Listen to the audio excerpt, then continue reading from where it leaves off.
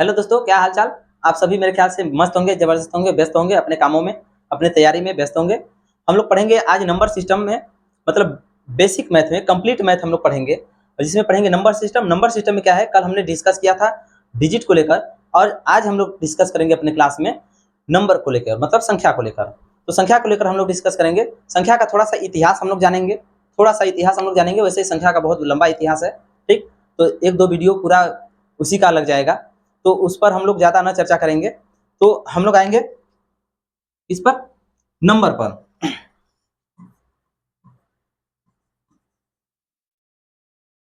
Number, number जिसे बोलते हैं संख्या, इससे आप सभी लोग वाकिफ हो, जानते भी हो। संख्या क्या होता है, मतलब जो अंकों को के योग से, मतलब अंकों के सहयोग से, सॉरी, अंकों के सहयोग से जो बनता है वो होता है संख्या। अगर दूसरे शब्दों में कहें, तो दूसरे शब्दों में कहेंगे तो संख्या वो होता है जो किसी भी वस्तु के क्वांटिटी को, मतलब उसकी मात्रा को जो दिखाता है वो होता है संख्या। जैसे कि हम बात करें, ये क्या है, एक मार्कर है, ठीक। एक मार्कर है, एक और मार्कर ले लें तो एक दो मार्कर है, ये 5 अंगुली है, मतलब क्या है, 1 2 3 4 5, इनकी अंगुलियों की संख्या कितना दिखा रहा है, 5 दिखा रहा है। मतलब अंगुलियों की संख्या जो दिखा रहा है, मतलब ये कोई वस्तु है ना, तो ये क्या है, ये 5 ठो है, ठीक। तो इसको दिखा रहा है, और उसको रिप्रेजेंट करने का जो तरीका है उसे बोलते हैं संख्या, ठीक। और उसे लिखने का जो लिखित रूप से रिप्रेजेंट किया जाता है उसे बोलते हैं डिजिट। तो डिजिट हमने समझ लिया था, संख्या हम लोग समझेंगे। और संख्या की बात करें, हमने अभी बात किया कि किसी भी वस्तु को गिनने के लिए, बात समझ में आई, गिनने के लिए जो होता है, जो चीज यूज होता है वो होता है संख्या। तो संख्या के इतिहास पर हम लोग थोड़ा सा चर्चा करेंगे, संख्या का इतिहास।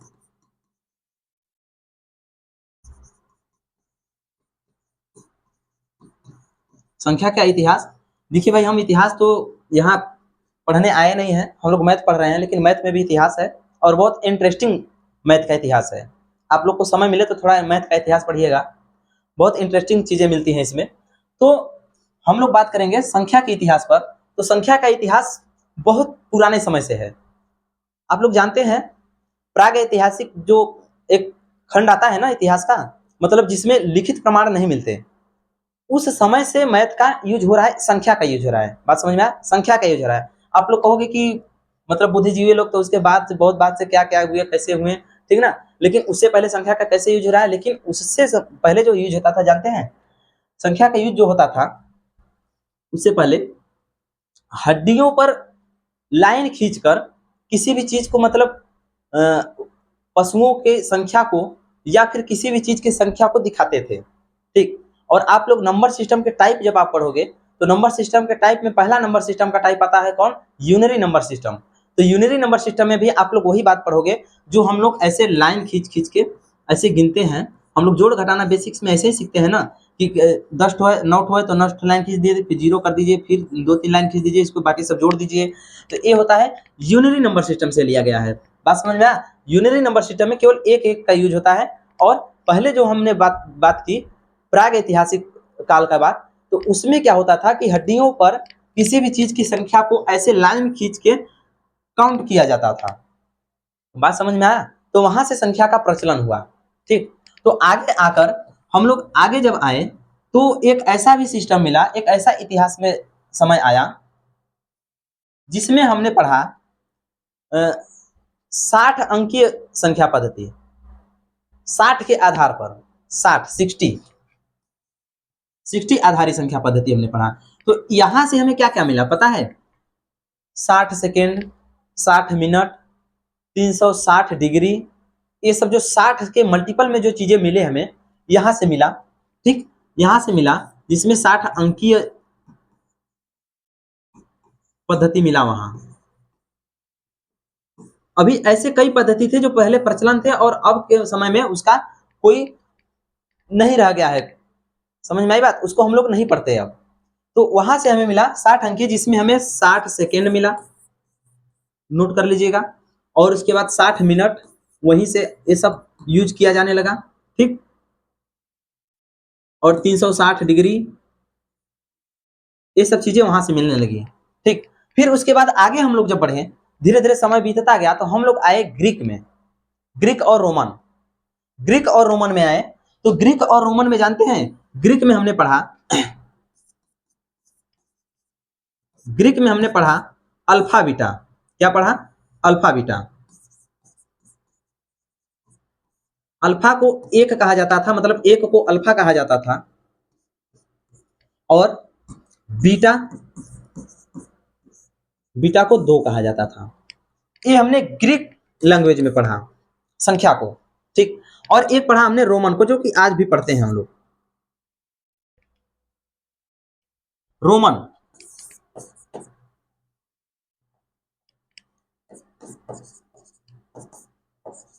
रोमन में पढ़ा, तो रोमन में हम लोग जानते हैं कि कुछ ऐसे सिंबल होते हैं जो किसी संख्या को रिप्रेजेंट करते हैं। और ध्यान रखिए, ये 60 हुआ, लेकिन इसमें क्या होता था, हमने 60 अंकीय में पढ़ा, इसमें जीरो का इस तब तक हम लोग यूज नहीं करते थे। हम लोग हड्डियों का पर जो लिखते थे पहले के लोग, तो उसमें भी जीरो का तब तक यूज नहीं होता था, ठीक। जीरो का यूज नहीं होता था, ठीक। तो वो धीरे धीरे प्रचलन में आया, यहाँ से थोड़ा झलक मिला, लेकिन वहां से भी ज्यादा डिफाइन नहीं हुआ, ठीक। आगे आए तो ये रोमन मिला। रोमन में क्या है, ये 1 का सिंबल है, आई जिसे रिप्रेजेंट करते हैं, ठीक। 1 मिला, और इसे 5 और ये 10 का सिंबल मिला, फिर यल, यम और सी, इतने सब सिंबल मिले हमें रोमन में, ठीक। रोमन में मिला, यहां तक भी हमें जीरो का यूज नहीं करते थे। देखिए इसमें भी जीरो का यूज नहीं होता था, इन सब में जीरो का यूज नहीं होता था। जीरो का यूज लगभग 300 ईस्वी से होने लगा, ठीक। तब आकर हमारे भारत की बात करें, हम अपने भारत के इतिहास में आते हैं, जब संख्या की बात करें तो भारत के इतिहास में आते हैं।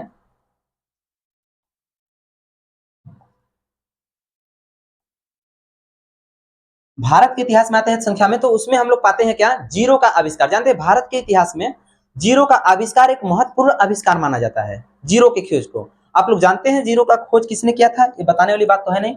कौन थे? आर्यभट्ट। आर्यभट्ट थे, जिनकी पुस्तक थी आर्यभट्टियम, इसमें इसका उल्लेख मिलता है जीरो का, ठीक। इसको लेकर आगे आए ब्रह्मगुप्त, ठीक। ब्रह्मगुप्त लेकर आए, ठीक। ब्रह्मगुप्त लेकर आए, तो इनका जो था जीरो, इन्होंने अर्थमेटिक में यूज किया था। जीरो का इन्वेंशन जो हुआ था आर्यभट्ट के द्वारा हुआ था, ये अपने आर्यभट्टियम में इसका उल्लेख किया था, आप लोग जानते हैं। तो यहाँ पर हमें मिला जो, तो यहाँ से हमें क्या मिला, डेसिमल नंबर सिस्टम मिला। बात समझ में आया, जो हम लोग पढ़ते हैं, हमने पीछे क्लास में चर्चा किया था। डेसिमल नंबर सिस्टम हम लोग पढ़ते हैं, चाहे मोबाइल नंबर हो, आधार नंबर हो, कोई भी हो, हम लोग डेसिमल नंबर सिस्टम में लिखते हैं। मतलब 0 से लेकर 9 तक जो डिजिट होता है, उन्हीं सब का यूज करके हम लोग लिखते हैं, ठीक। तो ये डेसिमल नंबर सिस्टम होता है, हमें पता है, ठीक। तो ये इनका देन है, जीरो का यूज करना, इसका उपयोगिता बताएं, ठीक।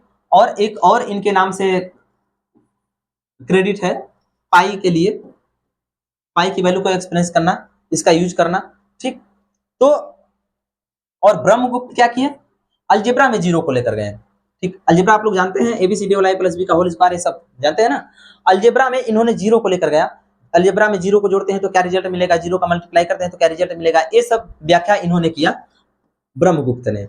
तो ये रहा हमारा एक शॉर्ट में इतिहास। आप लोग जानते हैं इतिहास इतना छोटा नहीं होता, चाहे किसी का भी हो, ठीक। तो हम लोग संख्या के बारे में अगर इतिहास पढ़ेंगे, गणित के बारे में इतिहास पढ़ेंगे, तो बहुत इंटरेस्टिंग चीजें वहां खोज कर मिलती हैं, और हमें पढ़ना भी चाहिए थोड़ा। जो इंटरेस्टेड है वो पढ़ेगा, ठीक। तो ये रहा हमारा। अब यहां से हमारा होता है नंबर सिस्टम शुरू।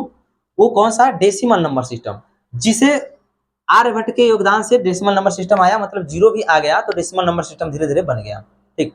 डेसिमल नंबर सिस्टम बना, तो डेसिमल नंबर सिस्टम में हम लोग क्या पढ़े, डेसिमल नंबर सिस्टम हम लोग पढ़े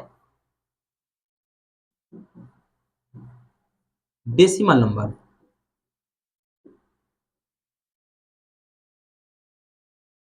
ये है डेसिमल नंबर। अब हम लोग चर्चा करेंगे डेसिमल नंबर पर, जो हमारे एग्जाम के पॉइंट ऑफ व्यू से एकदम जरूरी है। और इसको हम लोग चार्ट बनाकर पूरा क्लासिफिकेशन इसका हम लोग समझेंगे, और इसको हम लोग अच्छी तरीके से समझेंगे कि एक्चुअल में चीजें हैं क्या, ठीक। धैर्य बनाकर पढ़िए। ये है डेसिमल। अब डेसिमल वो दशमलव वाला नहीं है, लेकिन 10 अंक वाला जरूर है। इसको अगर हिंदी में बोले तो क्या इसे बोलते हैं, 10 अंकीय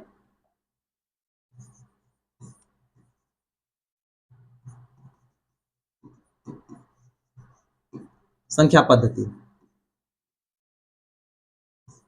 10 अंकीय संख्या पद्धति, आप लोग जानते हैं जिसमें 10 अंक यूज होते हैं, कौन कौन?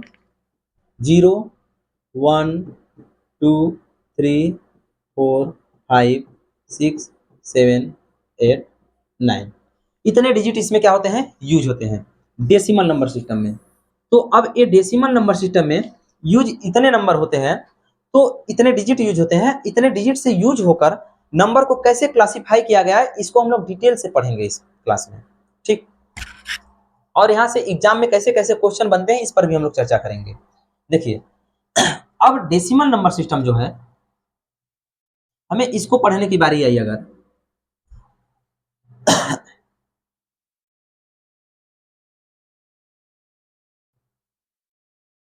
डेसिमल नंबर सिस्टम में हम लोग पढ़ेंगे, ये हमें पता चल गया डेसिमल नंबर होता क्या है, जिसमें 10 अंक यूज होते हैं। अब 10 अंक यूज होते हैं तो कितने टाइप के होते हैं, क्या होता है, कैसे होता है, सब कुछ हम समझेंगे। डेसिमल नंबर सिस्टम में एक होता है कम्प्लेक्स नंबर। कम्प्लेक्स नंबर की बात करें या फिर इस नंबर की बात करें डेसिमल नंबर की, तो इसके दो पार्ट होते हैं।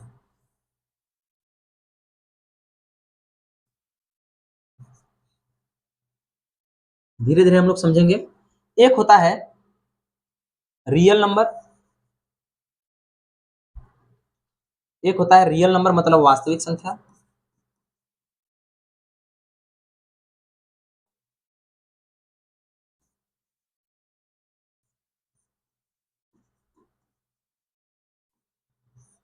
जिसे बोलते हैं रियल नंबर।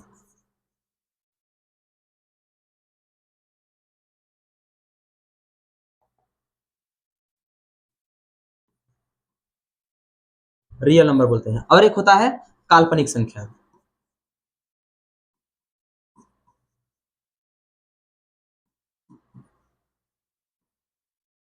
एक होता है काल्पनिक संख्या जिसे बोलते हैं इमेजिनरी नंबर। क्या बोलते हैं?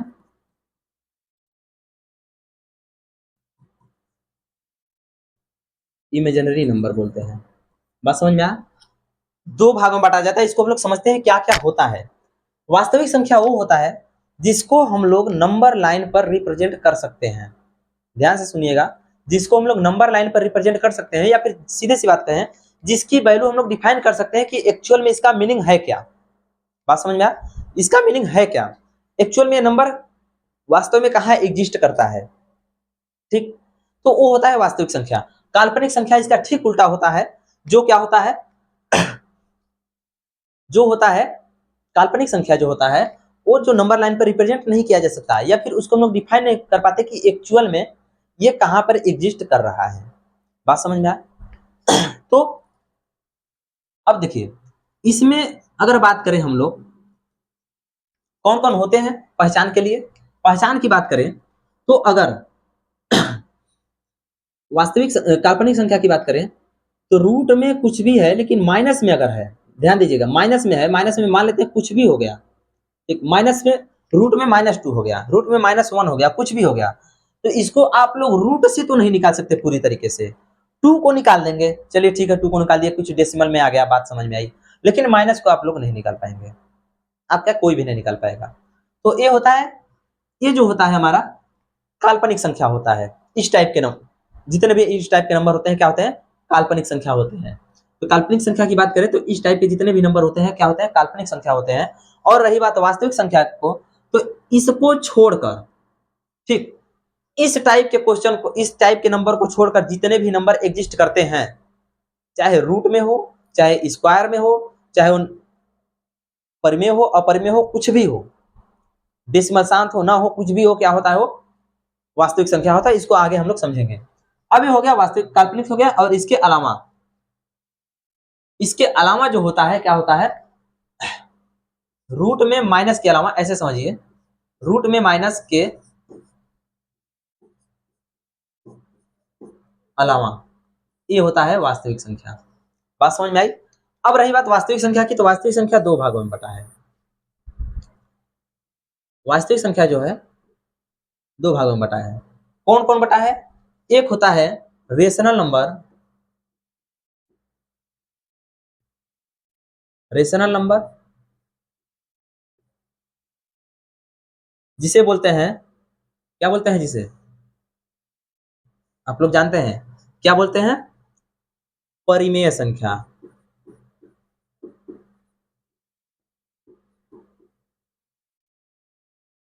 परिमेय संख्या। और एक होता है इरेशनल नंबर।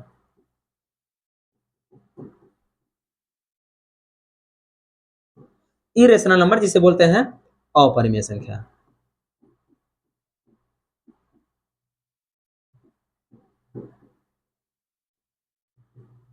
बात समझ में आई? ये होता है परिमेय संख्या, ये होता है अपरिमेय संख्या। ठीक, अब जो है अपरिमेय संख्या भी दो टाइप का होता है। चलिए अच्छा, इस पर आगे चर्चा कर लेते हैं हम लोग। ये रेशनल नंबर जो है ये दो टाइप का होता है। रेशनल नंबर जो है दो टाइप का होता है। कौन कौन? एक होता है इंटीजर,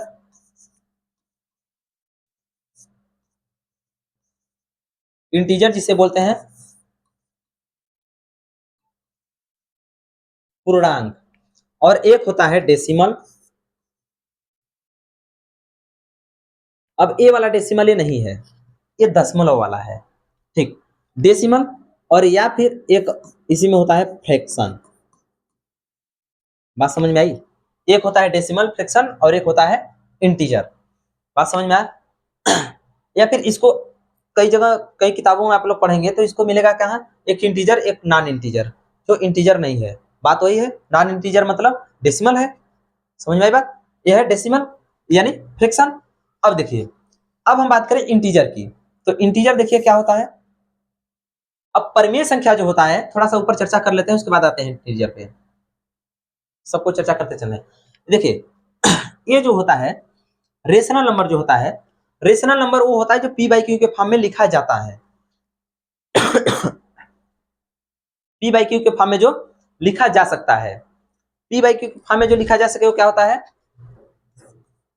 पी बाई क्यू के फॉर्म में लिखा जा सके, लेकिन क्यू क्या हो, नॉट इक्वल जीरो हो, मतलब नीचे जीरो नहीं होना चाहिए। नीचे जीरो हो जाएगा तो उसका मीनिंग बदल जाता है। ठीक, उस पर भी हम लोग चर्चा करेंगे। नीचे किसी भी नंबर के नीचे जीरो हो जाता है, अपान में मतलब डिनोमिनेटर में हो जाता है, यानी हर में हो जाता है, तो उसका क्या मीनिंग होता है। ठीक, तो ये हो गया हमारा परिमेय संख्या। और अपरिमेय संख्या ठीक इसका उल्टा है। उल्टा मतलब जिसको पी बाई क्यू के फॉर्म में नहीं लिखा जा सके। ठीक, इसको नहीं लिखा जा सके। बात समझ में आया? तो क्या होता है, वो अपरिमेय संख्या होता है। लेकिन क्यों नहीं लिखा जा सकता, इस पर हम लोग चर्चा करेंगे। अब इंटीजर जो होता है, ध्यान से समझिए। इंटीजर, इंटीजर के भी कुछ टाइप हैं।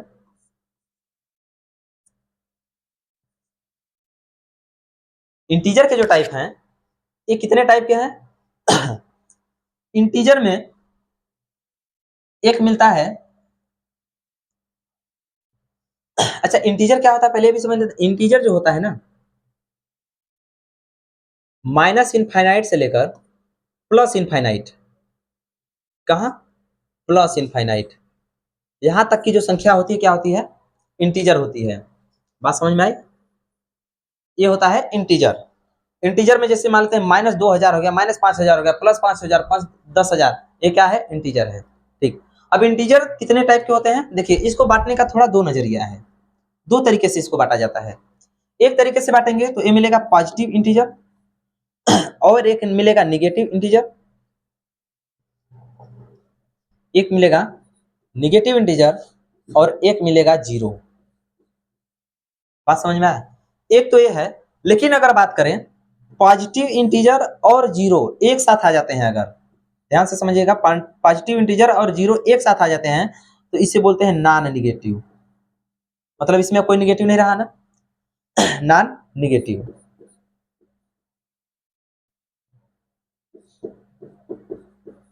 Non negative. अब यही जीरो निगेटिव के साथ आ जाता है तो इसमें कोई पॉजिटिव नहीं रहा, तो पॉजिटिव नहीं रहा तो ये हमारा हो जाता है नॉन पॉजिटिव। ठीक, ये है नॉन निगेटिव, ये है नॉन पॉजिटिव।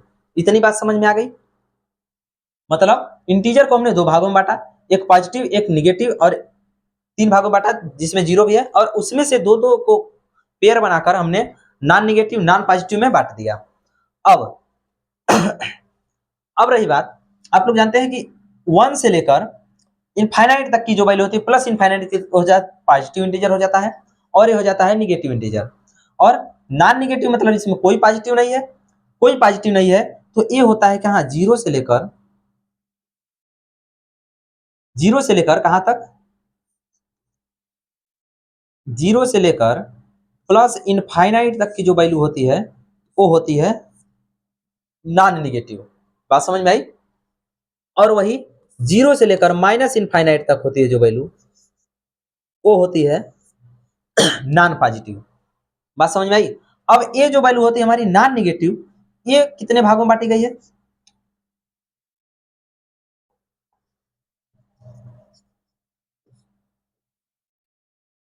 ये बांटी गई है दो भागों में। कौन कौन, एक होता है नेचुरल नंबर, और एक होता है होल नंबर।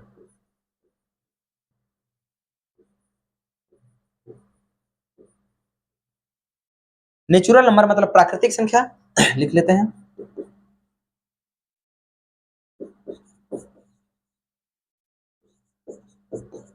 और एक होता है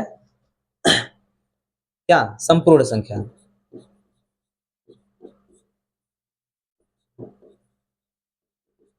बात समझ में आई। एक होता है संपूर्ण संख्या, प्राकृतिक और संपूर्ण संख्या। इतनी बात तो हमने इंटीजर के बारे में समझा। इंटीजर के बारे में और आगे चलेंगे। इससे पहले हम लोग क्या करेंगे, इससे पहले हम लोग थोड़ा डेसिमल पर भी चर्चा कर लेते हैं। डेसिमल, अब देखिए डेसिमल और फ्रैक्शन दो चीजें हमने लिया है। तो अगर हम डेसिमल की बात करें, किसकी बात करें, डेसिमल की, तो डेसिमल जो होता है दो टाइप का डेसिमल होता है। एक होता है शांत दशमलव, शांत दशमलव होता है, एक होता है अशांत दशमलव, जिसे इंग्लिश में बोलते हैं टर्मिनेटिंग, और एक होता है नॉन टर्मिनेटिंग। बात समझ में आया, टर्मिनेटिंग और नॉन टर्मिनेटिंग, इसको भी हम लोग समझ लेते हैं।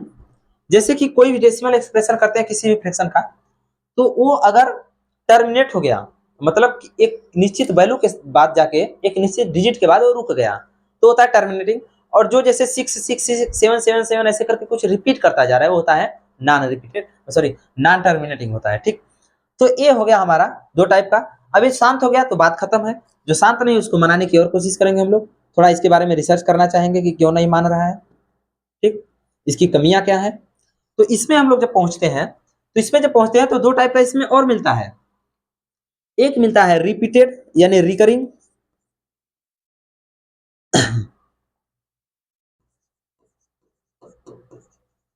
रिकरिंग जिसे बोलते हैं दोहराव,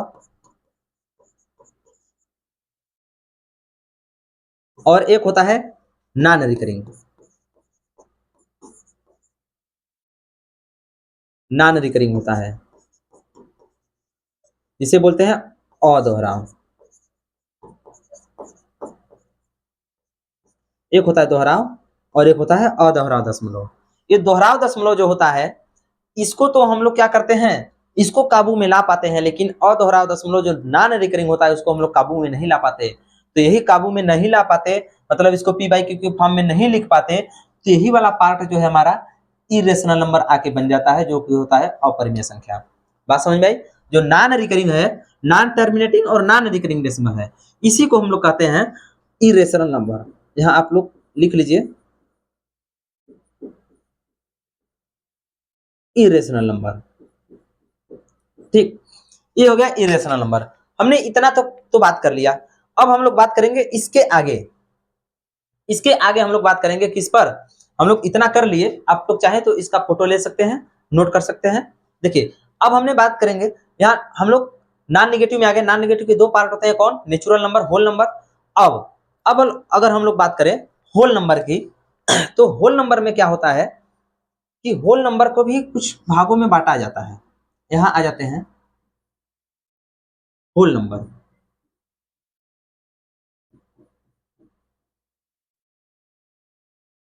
होल नंबर जो होता है मतलब संपूर्ण संख्या जो होता है, इसको भी कुछ भागों में बांटते हैं, आइए देख लेते हैं।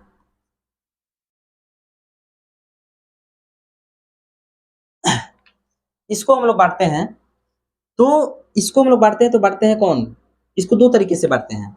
जैसे हमने इंटीजर को बांटा था दो तरीके से, वैसे ही यहाँ भी दो तरीके से मिलते हैं। तो दो तरीके से मिलते हैं तो थोड़ा दोनों तरीकों को हम लोग समझ लेते हैं। दो तरीके से मिलते हैं, तो पहले तरीके से अगर बांटेंगे इसको, तो पहले तरीके से बांटते हैं तो तीन टाइप के मिलते हैं। एक होता है प्राइम नंबर, प्राइम नंबर जिसे बोलते हैं अभाज्य संख्या,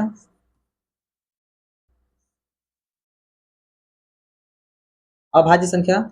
और एक होता है कंपोजिट नंबर,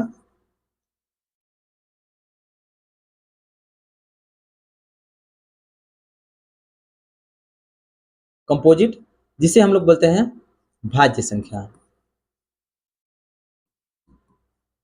इसे आप लोग जानते हैं, जिसके पास दो ही फैक्टर हो वो होता है अभाज्य संख्या, जिसके पास दो से अधिक फैक्टर होता है वो क्या होता है, क्या होता है, भाज्य संख्या। और एक आता है यूनिटरी, जिसे बोलते हैं एकांक, एकांक बोलते हैं। एकांक में ऐसा नंबर है जिसके पास एक ही फैक्टर होता है, क्या होता है, जिसके पास एक ही फैक्टर होता है। देखिए इसके पास दो फैक्टर है, ठीक, इसको लिख देंगे टू फैक्टर।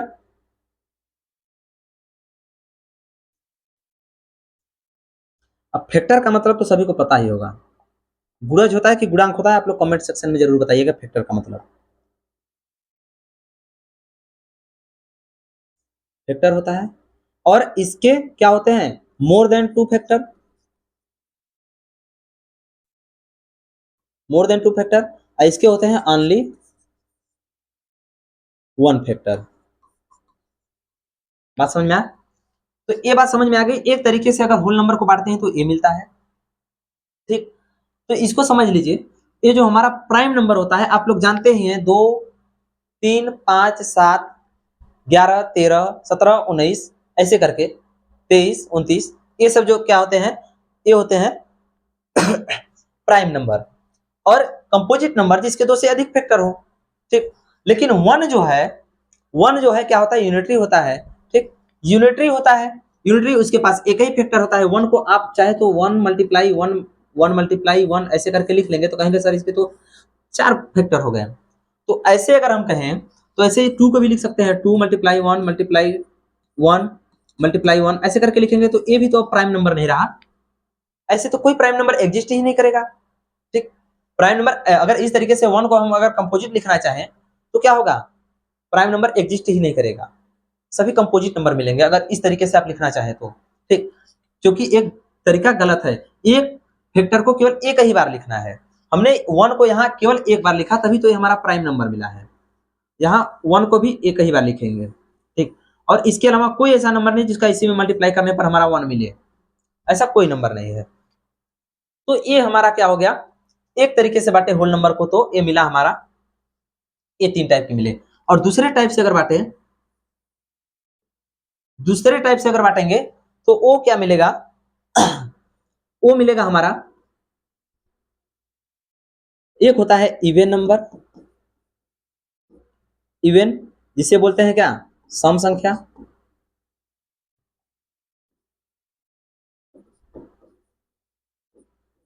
और एक होता है ऑड, जिसे बोलते हैं विषम संख्या।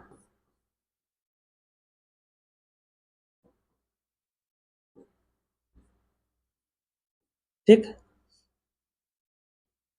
और एक क्या होता है, एक सम संख्या है जो दो से कटता है, और जो दो से नहीं कटता वो होता है विषम संख्या। और भी होते हैं क्या, और नहीं होता इसमें। अब इसमें हम लोग चर्चा करेंगे आगे। ये हमारा रहा नंबर सिस्टम के, जो डेसिमल नंबर सिस्टम है उसका चार्ट रहा। आप लोग इसको पूरा क्लासिफिकेशन ऑफ नंबर है, आप लोग इसको पूरा नोट कर सकते हैं और समझ सकते हैं। अब इसमें से क्वेश्चन जो पूछेगा, थोड़ा देखिएगा किस टाइप से पूछेगा, लेवल थोड़ा अलग पूछेगा। छोटे छोटे एग्जाम में सिंपल सिंपल पूछ लेता है, क्या जीरो एक रेशनल नंबर है या इरेशनल नंबर है। तो आप लोग अगर इस चार्ट को देखे रहोगे तो आप लोगों को कुछ देखना ही नहीं पड़ेगा, जीरो रेशनल नंबर है या नहीं है। तो जीरो देखिए कहाँ है, इंटीजर में है, इंटीजर कहाँ है, रेशनल नंबर में है। तो ऑब्वियसली क्या है, जीरो क्या है, रेशनल नंबर है। इसमें कुछ आपको देखना नहीं है। अगर इसको आप लोग बढ़िया से एनालिसिस कर लिए हो तो, अगर इसको एनालिसिस आप लोग बढ़िया से कर लिए हो तो अगर कोई पूछे कि आपको होल नंबर क्या है, होल नंबर क्या है, वास्तविक संख्या है कि काल्पनिक संख्या है, बताइए, तो आप लोग क्या बताओगे? जाहिर सी बात क्या बताओगे? होल नंबर जो है किसका पार्ट है? नॉन नेगेटिव का है। नॉन नेगेटिव किसका पार्ट है? इंटीजर का है। इंटीजर किसका है? रेशनल नंबर का। रेशनल नंबर वास्तविक संख्या का। बात समझ में आया? तो ये हम लोग यहाँ से छोटे छोटे क्वेश्चनों को आराम से कर रहे होंगे, ठीक, ये तो बात समझ में आ गई। अब हम लोग कुछ आगे चर्चा करेंगे सम संख्या, विषम संख्या, फैक्टर्स के बारे में। अब प्राइम नंबर के भी कई टाइप होते हैं, ठीक, प्राइम नंबर में कई टाइप के होते हैं, थोड़ा सा इसको भी हम लोग समझ लेते हैं। प्राइम नंबर जो होता है, प्राइम नंबर में एक होता है, प्राइम नंबर तो है ही, अब एक होता है को प्राइम। क्या होता है? को प्राइम। एक होता है ट्विन प्राइम। एक होता है ट्विन प्राइम। प्राइम, को प्राइम, ट्विन प्राइम। तो प्राइम नंबर की हमने बात यहाँ की है, क्या होता है? जिसके दो फैक्टर हो, ठीक। और को प्राइम, को प्राइम, को मतलब जानते हैं सह होता है। क्या होता है? सह। तो को प्राइम होता है सह अभाज्य। इसका मतलब हिंदी में क्या होगा? सह अभाज्य।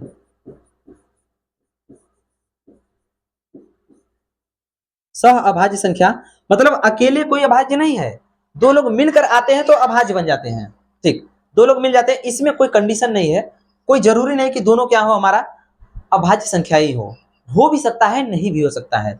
बात समझ में आया? हो भी सकता है, नहीं भी हो सकता है। आगे हम लोग देख लेते हैं सह अभाज्य।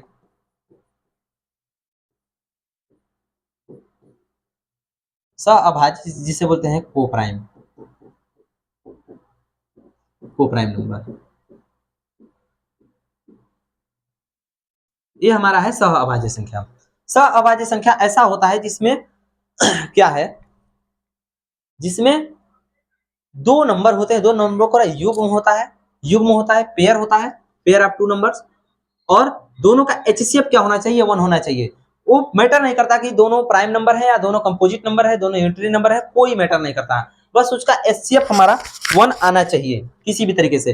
लेट सपोज जैसे अगर हम 10 ले लें और 9 ले लें, देखिए न तो 10 प्राइम नंबर है न तो 9 प्राइम नंबर है, दोनों हमारा कंपोजिट नंबर। देखिए 2 से कट जा रहा है, 5 से कट जा रहा है, 3 से कट जा रहा है, दोनों प्राइम नंबर नहीं है, लेकिन दोनों एक साथ आ गए, दोनों एक साथ आ गए, तो दोनों एक साथ आ गए तो इसका एचसीएफ अगर निकालना चाहें तो एचसीएफ हमेशा 1 आएगा। इसका एचसीएफ हमारा जो होगा, एचसीएफ होगा 1। बात समझ में आ? तो ये होता है हमारा सह अभाज्य संख्या, ठीक। बाकी की क्लास को हम लोग कंटिन्यू रखेंगे अपने अगले क्लास में, बाकी सभी को हम लोग समझेंगे और डिटेल से समझेंगे। तब तक मिलते हैं अगले क्लास में। धन्यवाद, जय हिंद।